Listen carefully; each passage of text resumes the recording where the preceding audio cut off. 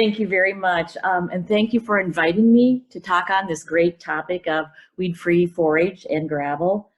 Last year I was exposed to PRISMs at the New York Institute of Science and NAISMA conference that was held out in Saratoga, and I hadn't ever heard of it before, so I had to do a little research, and it's very interesting, and I see some comparison going on there.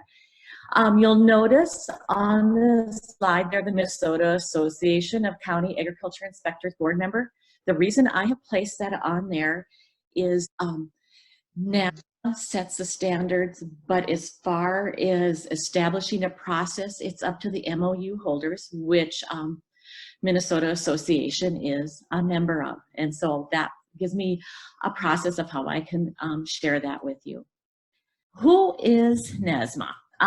We support, promote, and empower invasive species prevention and management in North America. So we are inclusive of both the United States and Canada.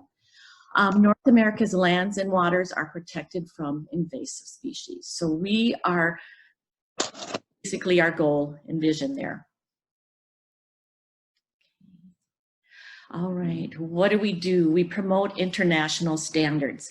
So one of the things with the international standards, when I first started on here, and about the same time as our executive administrator, one of my first phone calls was from an engineer from Antarctica, and they had no standards. So this is where we get exposed to a lot. There's a lot of demand out there. We support standards, regulation, and certification of weed-free forage, mulch, and gravel producers. Mulch is in the process of being developed. We have a mulch under forage.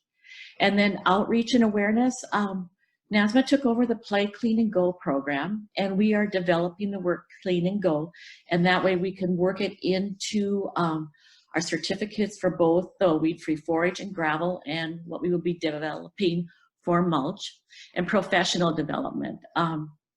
When we first started, it was a volunteer organization. And as far as being hired, Bill Bergner is our first executive director. I came on at about the same time. And one of the things that has expanded in there are all the webinars, different programs of working with EdMaps, just a lot of development going on there. We have our annual conference coming up in Whitefish, Montana. So, weed-free forage and gravel program. You know, this was started back in the 1990s, and we're talking about the states of Wyoming, specifically the Rocky Mountain area and the concern that was going on there. So you in the state of Wyoming, you'll be taking in a little bit of Utah and also Montana working together. And their first program that they came up with was Forage. The goal was to ensure that the same noxious weeds were being controlled across jurisdictional boundaries. And that can be tough when you're looking at legal entities. So weed-free forage is a cooperative program that sets standards for inspection and certification of forage, mulch, and gravel producers. So when it comes to cooperative, NAISMA is not an enforcement entity. As was stated in the last slide, we worked together, the MOUs, in developing a program. And so with this, NAISMA does not do any enforcing. Make sure that the program is running smoothly. Provides a unified system of inspection and training that is standardized across jurisdictional boundaries. So with this, that's where the weed-free forage program was first developed and delivered to be used. And then we have the weed-free gravel that was developed. And one of the things that we're developing now is mulch. And so we had to come up with a definition for that. So when we're talking about forage and mulch, and that's in together in the certification process, it's any crop, including alfalfa, grass, small grains, straw, and similar crops and commodities that is grown, harvested, and sold for livestock forage, bedding materials, or mulch related to the use and the byproducts of those crops and commodities. So that's going to be a little differentiation as we move along here.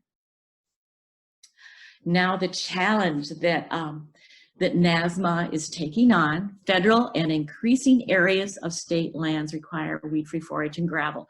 What we are finding in the last 4 years, and previously too, but being exposed to this, is there's getting to be more and more requirements in the state and federal parks. Our federal partners with NAISMA have been very active working with us and actually signing, I think the Forest Service has signed an MOU, which is wonderful as we work together. Establishment of a forage and gravel certification program. Okay, we have the minimum standards. And it's a basis to start from, but it's the MOU holders that go through and establish them. And this is where we get to know other MOU holders that we can visit with. For example, when I was developing the gravel program, I received a lot of help and information from North Dakota and Nebraska weed associations in getting that established. So some of the opportunities. So we have local, county, state, and federal inspectors are skilled at being able to identify invasive weed species. And this is where you're coming back to the different entities in your state or province, where you're working with your Department of Agriculture, the different areas there. One of the other things, federal lands require weed-free forage and gravel. This has been increasing, and this has brought many questions to NAISMA. Where do we find it? How do we go about getting it? And so something like this is turned over to the Weed-Free Forage and Gravel Committee as far as establishing the programs, working with the entities, and then everything is presented to our board. No other continent scale cooperative program exists for these pathways. I believe right now we have 32 states that belong to this. We're working on the provinces too. The solution. Well, we have to agree upon standards, and that's where it's really important to be involved in the Weed-Free Forage Committee as we develop programs. Yearly, we work on updating them, whether it needs to have new prohibited weeds added, or there's something that the MOU holders are finding that they need help with, or creating a whole new certification program, such as Mulch in the need. I was out at Georgia for my husband and mine 34th anniversary in February. And as an ag inspector, that's even when I'm out there, I'm all doing the rubbernecking, looking around and seeing what's out there. And I see the need for mulch certification. And so it'll be a great one to work with. Cross-jurisdictional agreement, okay, going across state lines, working together with federal state organizations, and maintaining the certification records. And as mentioned earlier, we have an international, this is a way for internationals to proceed with getting certification programs. All right, now here we get into establishing certification programs. This is my favorite part, Memorandum of Understanding. That's for all the entities, and I'll be talking about who can sign an MOU. How do you go about it? Weed-free forage and gravel minimum certification standards. I'm not going to go through all those standards, but I am going to go through the authority in these standards that lets you know who can actually do the inspection. We have certification training, certificates of inspection for minimum standards. We do have that set by our minimum standards, depending on whether you're in the weed-free forage, weed-free gravel, and as we're developing the weed-free mulch, and transit certificate, which just happens to be right now just in the weed-free forage. All right, so I had to do a little background checking as far as what's going on in New York, what could be possible entities that could sign the NAISMA MOU. Well, of course, PRISMs. That would be one of the entities that could do that. And then your New York State Association of County Agricultural Agents, that would be another one. And I was looking for a crop improvement association in your state, because normally that works closely with your forage in the Midwest and West.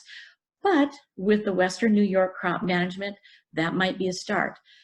And why I'm bringing up all of these, you know, if PRISMs takes this on, it's like any of us that do, they are the authority on the MOU. You really want to bring in a lot of different partners to work with to make sure your program goes good. You want to bring in some of that expertise with the forage, and then also with the gravel, and also with the forage. Who is involved? Memorandum of Understanding. This is the first step, and it's a very important step. State agencies, Department of Agriculture, a lot of MOU holders are also the crop improvement associations, state weed inspector associations, and federal agencies. Now, this has been a work in progress, and it's been a very positive one.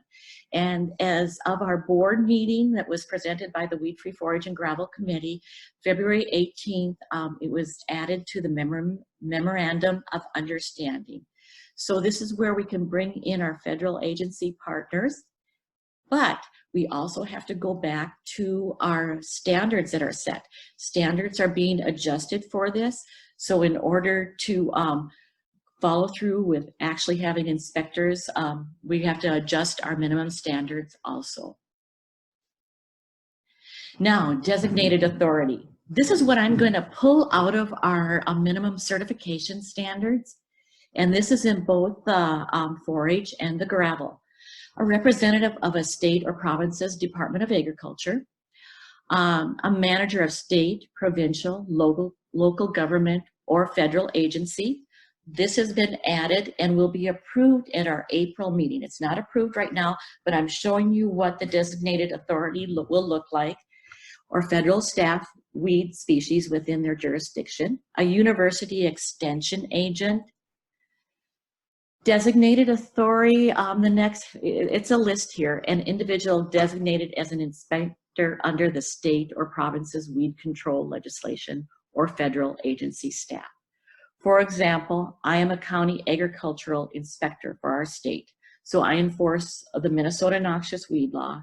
I work with other things, but Nebraska, South Dakota, North Dakota, they have their weed inspectors, and same without Nevada and a few of the other states. So it all depends on the entity there. State Crop Improvement Association and federal agency.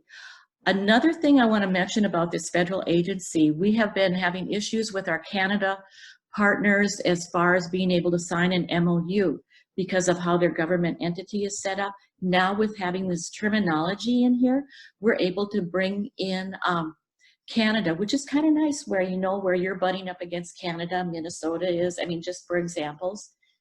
Other authority as approved by NAISMA. So if something comes up, questions come up, it's not going to be a private entity. I've had those phone calls. Bill and I have done discussion along with a few other board members. But if we see an entity that would work out there, then that can be approved. Who at NAISMA is involved? NAISMA staff coordinate MOUs, maintain records, and facilitate inspector trainings and certifications. So they're basically a lot of the red tape as far as being registered. They also work with the education programs, the organizations, bringing in the grants. We are guided by a volunteer committee of NAISMA, general members and board members. So I think, I'm trying to remember, I think we have about 8 different committees. I just happen to be on the Weed Free Forage and Gravel. So between IT and a few of the other things, Play Clean and Go, education, and changes to the Weed Free Forage and Gravel program standards must be agreed upon by the committee and voted and approved by the NAISMA membership. One of the things NAISMA is talking about right now is having a Weed Free Forage and Gravel committee for the eastern part that would still work with the main committee. But I can see that being a benefit, because as you're developing programs that fit how you're structured in the eastern part, it can only be a benefit there. So to give you an idea of what we have for our weed-free mulch subcommittee representatives, we had our weed-free forage. Those people had the background. We had the weed-free gravel, and that where I was brought in with my gravel background. Now with the mulch, we needed to expand on that. So we created a subcommittee that answers to the weed-free forage and gravel. So Improvement Association from Wisconsin, John Petty. We also have the Mulch and Soil Council Department and that the Mulch and Soil Council, that is, it's based out of Texas, but they have joined us and they already have standards set for that. We are taking the mulch aspect out of that. Department of Agriculture, we have that representative, weed ag inspectors represented, state plant pathology. Katie Kilborn from Tennessee, which the state just joined this last year. She's been a great help with that. And we corporate mulch and compost business such as Miracle Grow. So we're trying to get feedback from a lot of different people. All right, establishing a certification program. So what I'm going to take from here is a development of it. One of the things I tried for 2 years with the Department of Agriculture in Minnesota to get them to take this on, because the Crop Improvement Agency takes care of the forage. And I imagine you're dealing with a few things. How do you actually get this established? So bringing it to a county level, which we do the enforcement, developed a program here to develop a resolution to support and purchase only gravel from certified gravel pits. You need to have a buy-in from your county or how you're divided up there. I was looking at all the different counties in New York and maybe your PRISMs as far as that go. Present a resolution to the county commissioners to approve and sign. So within this resolution, you're asking your county or your entity to purchase from only certified gravel pits. And that is an incentive, and that's something as I get down here a little bit further, we'll explain that. Because if the county signs on, that means that your Department of Transportation, your county road engineer, everybody needs to have that in the bids they send out for contractors to do work within your county or however you set it up, your PRISM. And that way, it helps you too with the additional weeds that you'll be adding on with the gravel pit certification, or weeds that you want to add on but maybe aren't listed on your state list or whatever entity that you're working with. Now then you present the program to local officials. I'm hearing from PRISM you're working with a lot of volunteers, a lot of different entities. I use, for example, our townships and city officials, that they sign a resolution for all their road work, anything that building that they're doing, that they use a certified gravel pit, and to ask for their support. So that's the start of it. Now we get into contact gravel pits on program to provide information on what becoming a certified gravel pit will involve. Well, I am pretty sure New York is pretty cold in January. You get some pretty strong winds and it gets a little cold and frigid. So this could be a possibility with your first phone call or for your first meeting with a gravel pit. And it doesn't matter if it's a one-person operation or if it's a corporate operation. I do 70 inspections now, twice a year. When I first started this program, I did about 25. And it has grown. And it was a little difficult when you first go in, but this is where you talk about what are you offering these gravel pits?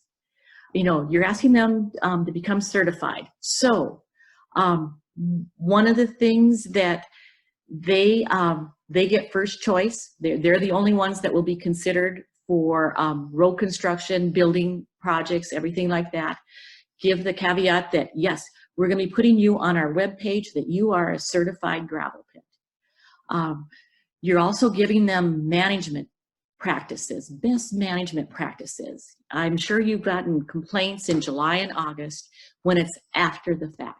This way, with you meeting them in spring, I'll start at the end of April if the snow is gone, and you get to let them know. Before road restrictions go off in your part of the country, southern part, it's a little bit different. But we can set up a management practice that you're taking care of it at the rosette stage. And then if you do a second inspection, minimum standards for NAISMA is only one inspection. This is where you as an MOU holder, I added on 2 minimum, because there's no way a gravel pit can get by with just 1 inspection a year in order to make sure that we've got the management covered. So once you've done that, you've given them management practices. What is the correct herbicide? What do you do with your mechanical? Is it a possibility to bring in biocontrol on the edge of the property that you're inspecting?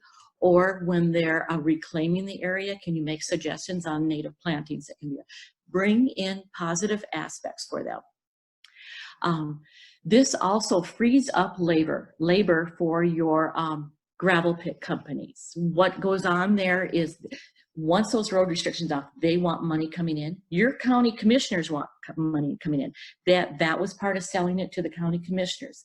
With these management practices, we aren't going to stop business within our county. We're an education program. I can do enforcement, but if you start this out right, you're going to find out by the second time that you meet with your gravel pit that year, they will welcome you. They will thank you. And down the road, I've had the big dogs like Agricet that's around the world bring in other plant managers from other counties and states to see what we're doing. So those are some of the things. You must have something that benefits the gravel pits. Provide a gravel pit with certification agreement with them. And that's something I can talk about. We can have samples on our NAISMA website. Work with your local highway department, engineer, Department of Transportation, DNR, and other relevant organizations on programs.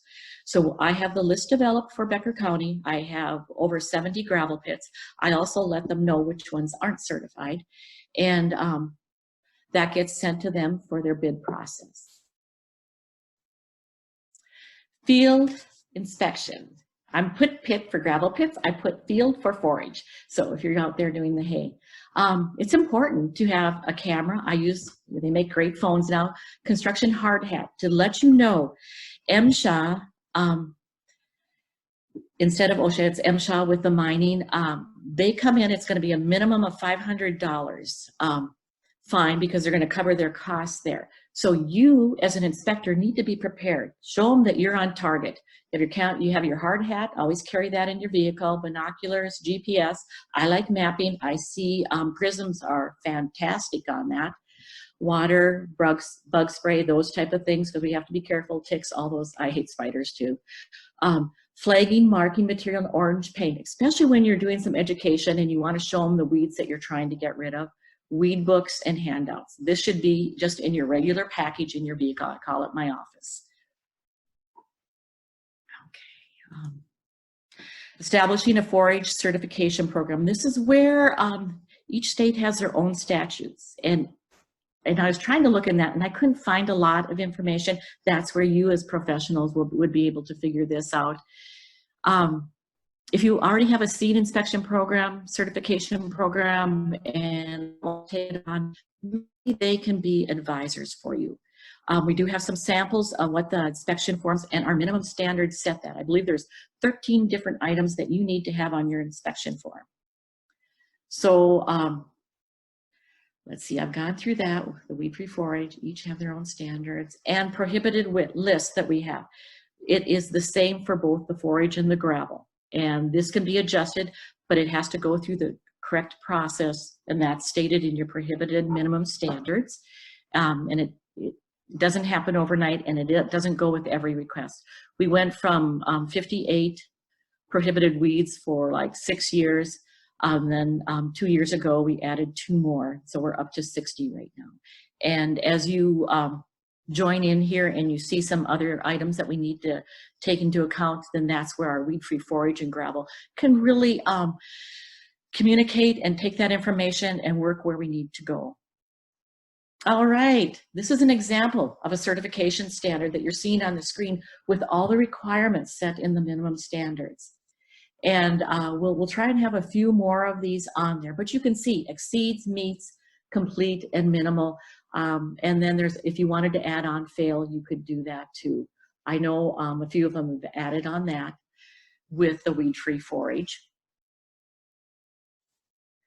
Now with the weed-free gravel, NAISMA has developed an inspection form since there hadn't been any other inspection forms in the US or Canada.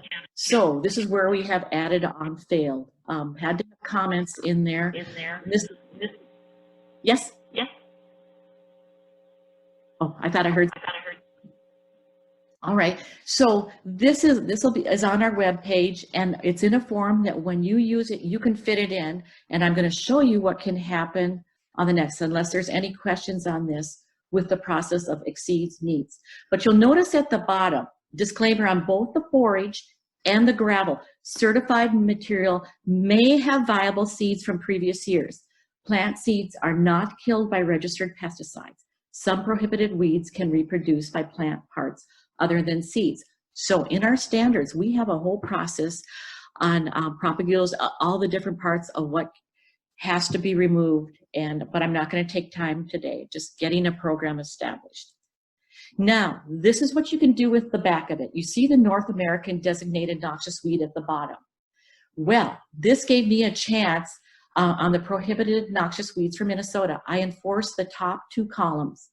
And I have it for my county because we can add weeds and they have to be approved by the Commissioner of Agriculture. And I know you probably have a process there too. But with this being on the back of certificate and the gravel pit owner being aware, you're looking for everything. Do I have issues with all these weeds? No, but I do have issues with quite a few that overlap on both of these. But it gives you an idea of how you can make it your own. I put our association at the top. I put the county, those type of things. And you put your MOU registration number. That gives you an idea of that one. Let's see. No, this one, weed-free mulch. Okay, this is the new program. We started a year ago.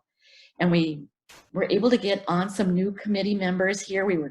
It took us about 4 or 5 months to get people on this that can do the work with this. We have our regular committee, but we also like to bring in those in the field who have the background and can guide us. So we're in our 2nd year minimum standard certification.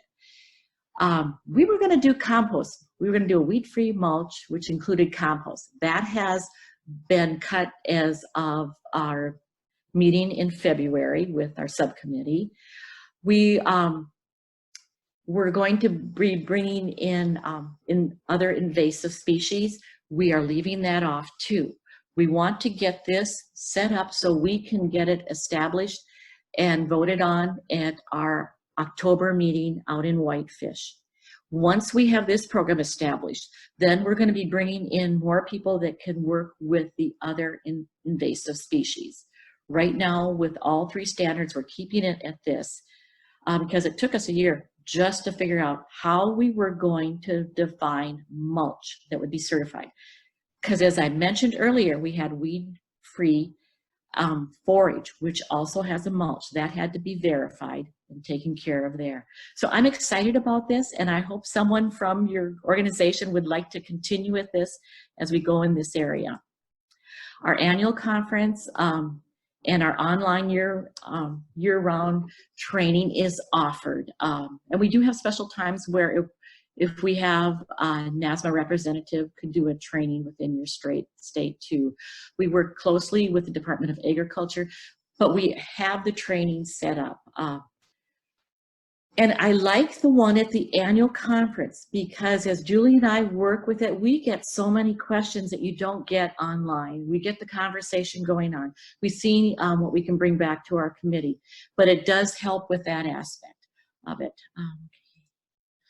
And so annual fee of MOU holder, it's $125, but it's $150 if you want to be an MOU holder, but also be a Play Clean and Go partner. I'm throwing that in there, and our 3-year certification is $30 and per person to become a designated authority, and they can only do that if they're with an MOU holder.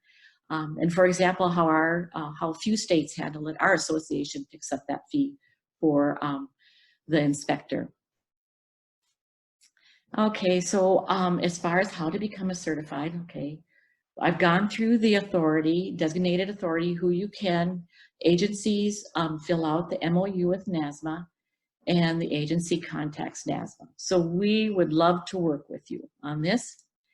And as far as any questions, contacts, I hope some of you definitely can make it out to Whitefish, Montana. It's going to be a great conference. and what we get from each other and what we learn. It's great. That's where I got a lot of good contacts. And then this is the before picture, and this is 2 years later. No seeding, nothing going on. We have little blue stem. So this shows you when you establish a gravel pit program. All right, I am done. So are there any questions?